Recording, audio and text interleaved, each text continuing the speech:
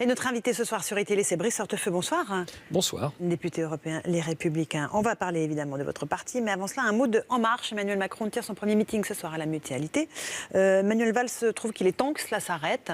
Qu'est-ce que vous pensez de ce ministre de l'économie qui lance son mouvement politique? Bon, d'abord, je ne m'en prends pas naturellement aux personnes, mais c'est vrai que ça laisse un peu songeur. Et en tout cas, plus que songeur, sans doute un peu incrédule, parce que voilà un responsable public qui a effectué sa carrière, en grande partie carrière publique, aux côtés de François Hollande, et qui dénonce ce que Hollande-François a fait. Et donc évidemment, c'est difficile à suivre, parce que finalement, une des grandes erreurs de ce quinquennat, ça aurait été la politique fiscale. La politique fiscale, notamment du début, où il a été décidé, comme chacun le sait, plus de 50 milliards d'euros de ponctions sur les entreprises, sur les ménages. Bon, bah ça, c'était quasiment dans le bureau de M. Macron, dont c'était la responsabilité. Bon, aujourd'hui, il dénonce les erreurs du début du quinquennat.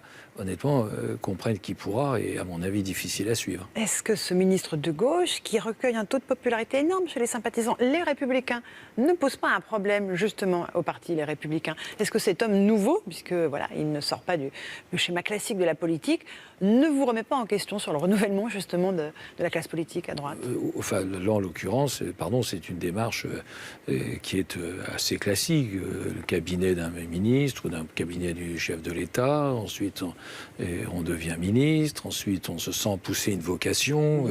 Non, honnêtement, la démarche, elle est assez banale. Oui, mais il est populaire dans votre camp, c'est ça la question. Mais vous savez, François Giroud était extrêmement populaire, et d'autres qui l'ont suivi ont été très populaires sans que cela débouche, à tort ou à raison. Regardez Ramayad, était une femme extrêmement populaire, et pour autant, ce qui n'enlève rien à ses qualités, mais pour autant, est-ce que cela débouche? La réalité, c'est que non.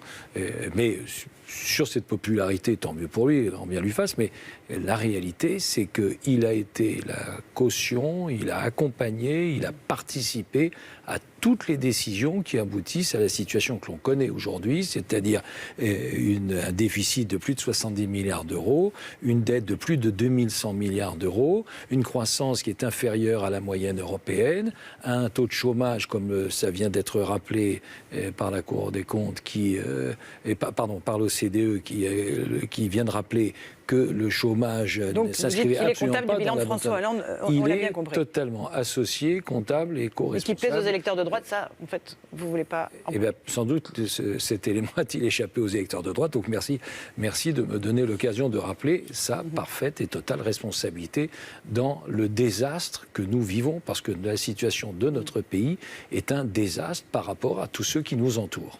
Alors, on va parler des Républicains avec cette phrase d'Éric Woerth qui m'a surprise, qui est le secrétaire général de votre parti, qui dit qu'on verra bien le moment où Nicolas Sarkozy choisit ou ne choisit pas d'être candidat. Il y a vraiment un doute sur la candidature de Nicolas Sarkozy? Écoutez, encore, c'est à Nicolas Sarkozy de répondre à cette question, qui est une question essentielle. Moi, ce que je peux vous dire, c'est que je souhaite ardemment qu'il soit candidat. Cela n'est pas effectivement nouveau, c'est assez constant, mais je pense sincèrement, et je le lis vraiment très sérieusement, je pense que face aux nombreux nuages qui s'amoncellent au-dessus de notre pays, au-dessus du continent européen, mais au-dessus de notre pays, et il y a ceux que je viens d'évoquer, la situation économique, et puis il y a incontestablement la menace sécuritaire, terroriste, et il y a aussi la question des flux migratoires, de la maîtrise des flux migratoires, face à un certain nombre de défis qui s'amoncellent au-dessus de notre pays.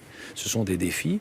Eh bien, je crois que nous avons besoin d'un homme d'État qui a la capacité d'agir, et d'agir tout de suite, sans prendre du temps, et encore du temps, et encore du temps, pour porter le costume de la fonction. Regardez combien cela nous coûte avec François Hollande d'avoir eu un président qui a tant de mal à passer l'habit. Eh bien là, je pense que c'est une sécurité en dehors de tout autre aspect, parce que je pense qu'à la fois il a la capacité, la volonté, la détermination pour réformer notre pays. La réforme est indispensable, non pas pour gêner, non pas pour bousculer, mais parce que nous en avons besoin pour tout simplement maintenir le mode de vie que nous connaissons aujourd'hui. Comment est-ce que vous lui conseillez d'annoncer sa candidature? A priori, ce sera aux alentours du 25 ou 26 août, date à laquelle il doit... Vous n'avez pas l'heure par hasard? Non, mais si vous l'avez, je veux bien. Donnez-la-moi. Et comment souhaitez-vous qu'il entre en candidature, qu'il rentre en campagne? En étant tout simplement lui-même, c'est-à-dire qu'il le fasse avec sincérité, et honnêtement, c'est une qualité que tous, amis ou adversaires, lui reconnaissent, qu'il le fasse avec volonté, avec détermination et avec cette capacité d'imagination. Et regardez d'ailleurs,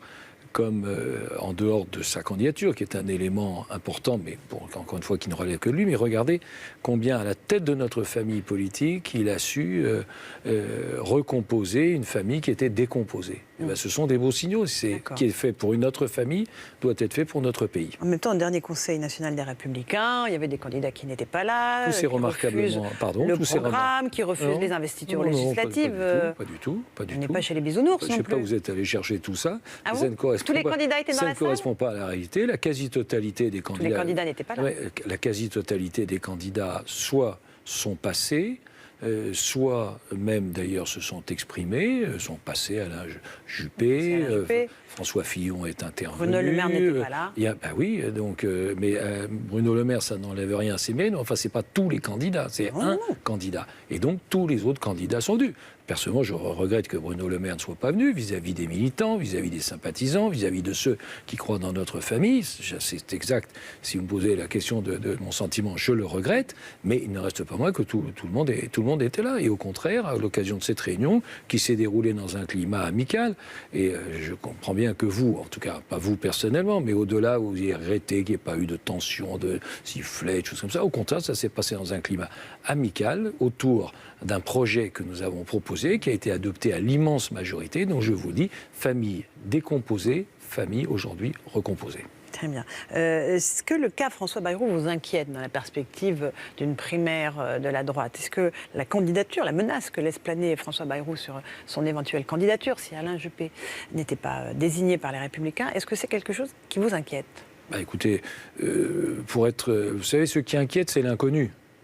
Et François Bayrou est connu puisqu'il a été candidat à l'élection présidentielle en 2002, qu'il a été candidat en 2007, qu'il a été encore candidat en 2012 et qu'il envisage donc une nouvelle fois en 2017. Alors, là aussi, nous sommes dans une démocratie, c'est de sa responsabilité. Je pense qu'il a joué un rôle déterminant dans l'élection de François Hollande, un rôle déterminant. Et s'il considère qu'il s'est trompé, ce dont je suis convaincu, eh bien, il lui appartient de le dire. Dans l'actualité, il y a aussi l'État qui vient d'être jugé en partie responsable de la mort du soldat Abel Chenouf, tué par Mohamed Merah Motomban le 15 mars en compagnie d'un autre parachutiste. C'était le fils de M. Chenouf. Il est reproché à l'État d'avoir abandonné les mesures de surveillance de Merah prises à la fin de l'année 2011. Votre successeur à l'époque au ministère de l'Intérieur, c'était Claude Guéant. Est-ce qu'il y a eu une défaillance? D'abord, j'ai naturellement une pensée pour la famille, parce que cette initiative juridique et le témoignage d'une douleur personnelle, familiale, extrêmement forte, violente. Donc d'abord, la première réaction, c'est d'avoir une pensée pour ce drame. Deuxième élément, l'intéressé a été effectivement suivi avec attention. Il a été pris en filature, il y a eu des écoutes téléphoniques. Et il y a eu, à la suite d'auditions, une suspension, puis une reprise, je crois, après son retour, il me semble-t-il, du Pakistan. Mais donc, il y a eu une interruption. La première instance, nous sommes qu'en première instance, a considéré qu'il y avait une responsabilité partielle de l'État. C'est une décision de l'Ouest, mais c'est une première instance, une responsabilité partielle.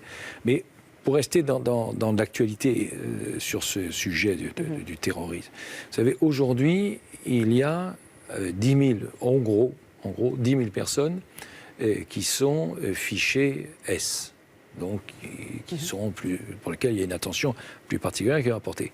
Il y a 69, je crois, assignations à résidence. C'est autour de ce chiffre-là, peut-être ça a évolué, c'est quelques derniers jours, mais en tout cas, ça tournerait il y a quelques jours à peine.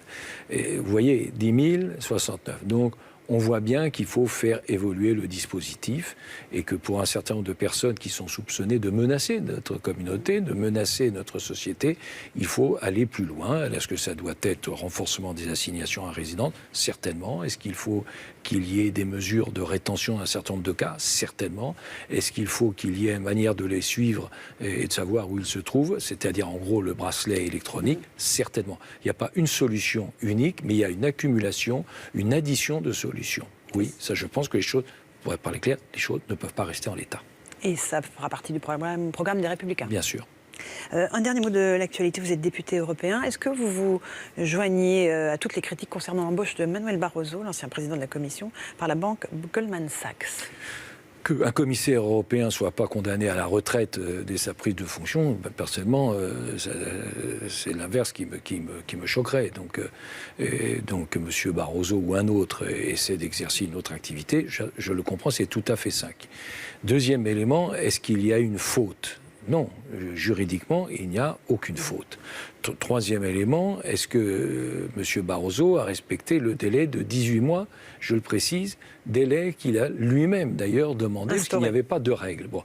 Est-ce qu'on doit aller un peu plus loin? Peut-être, pourquoi pas. C'est vrai que le symbole Goldman Sachs, recrutant l'ancien président de la Commission européenne, aujourd'hui, ça entraîne une certaine confusion, une certaine interrogation. Mais je rappelle que, c'est la Commission Barroso qui a imposé qu'il y ait un délai supplémentaire avant de nouvelles prises de fonction, et que la question est ce délai doit-il être augmenté? J'entends 5 ans, j'entends 3 ans, peut-être qu'il faut le faire. Donc circuler, il n'y a rien à voir pour vous? Non, je dis, encore une fois, l'image qui est donnée n'est pas une bonne image, mais juridiquement, il n'y a pas aujourd'hui de reproche puisqu'il a respecté les règles. Si les règles ne vont pas, il faut les changer. Merci beaucoup Brice Hortefeux d'être venu ce soir sur iTélé. Dans un instant, on se retrouve pour le journal sur iTélé. On repartira en Italie où une collision de train a fait plus de 20 morts. Et également à la Mutualité où Emmanuel Macron va donner son premier meeting ce soir. A tout de suite sur iTélé.